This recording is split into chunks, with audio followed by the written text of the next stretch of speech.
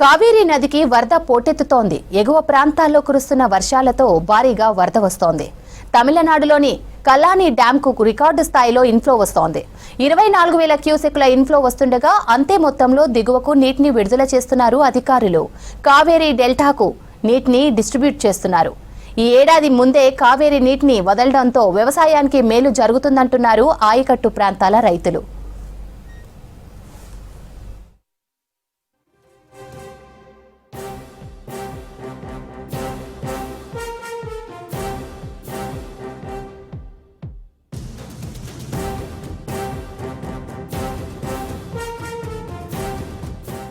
కావేరీ నదికి వరద పోటెత్తుతోంది. ఎగువ ప్రాంతాల్లో కురుస్తున్న వర్షాలతో భారీగా వరద వస్తోంది. తమిళనాడులోని కల్లాని డ్యాంకు రికార్డు స్థాయిలో ఇన్ఫ్లో వస్తోంది.